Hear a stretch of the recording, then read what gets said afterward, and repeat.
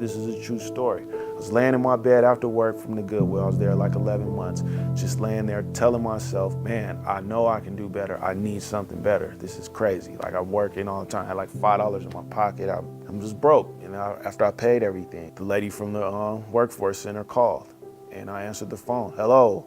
Hey, just wondering if you're still working and if everything's going all right. I said, yeah, I'm still working, everything's going all right, but I'm still wanting better. I'm still looking. And she said there's this employer, a company that is looking to hire.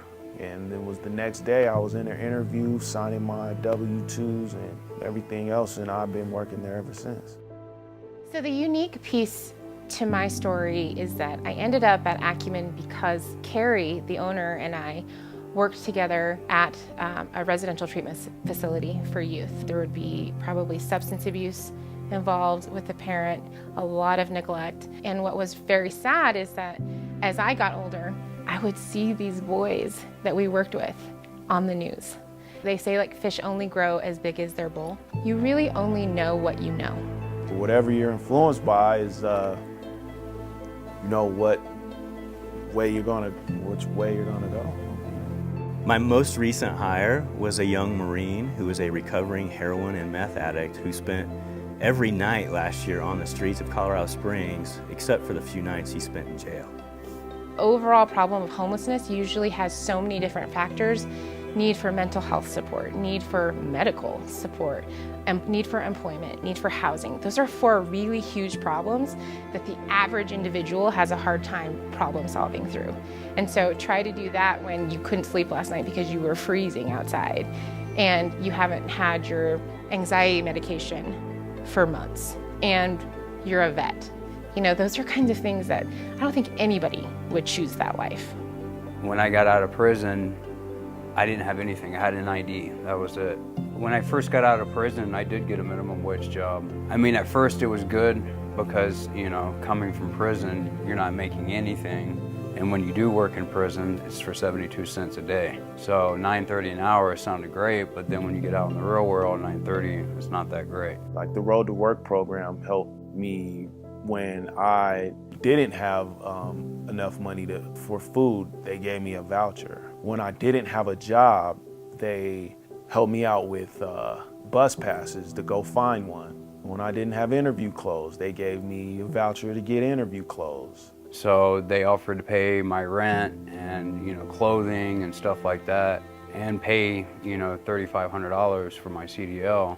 I saw this cycle when people get out of prison that when they work minimum wage jobs, they're barely making it, they're struggling. I saw many people go back to prison, you know, 3 weeks after they get out of prison because they're not making enough money. The week that I was out, you know, I saw a buddy of mine, hey, you know, how you doing? Oh, I'm doing great, man. Got a job, doing good on parole. Well, hey, man, if you ever need anything, I can hook you up with some drugs right now, you know, so you can get yourself a little bit more money. And it's just the domino effect of what happens when you get out of jail. The kids need the parents. The parents have to be stable. Households can only be stable if they have money. I've changed since the minimum wage job compared to the job I have now. Is instead of making $9.30 an hour, I'm making $20 an hour.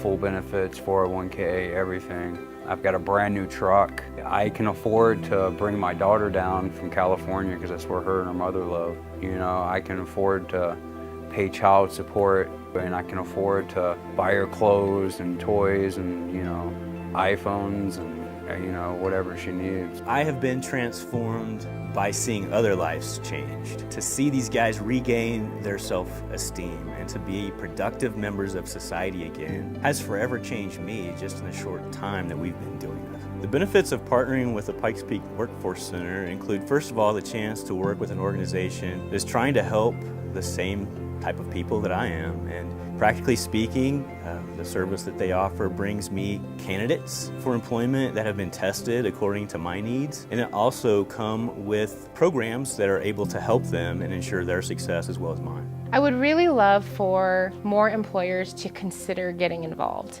I think the risk to the employer is minimal. It just takes a little bit of time. But I think that if more employers could get involved, not only would it increase the number of jobs that are available, it would increase the types of opportunities that are available to these individuals. If they could have a job that they could have a livable wage and feel excited about, I think that would be awesome.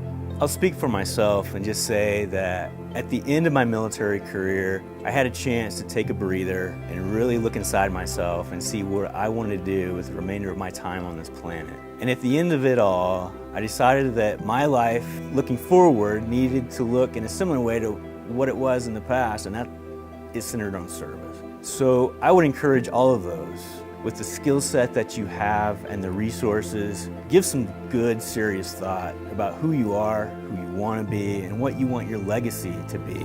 And it may just be reaching down a hand to help one guy or gal that needs it, or maybe you change the world forevermore.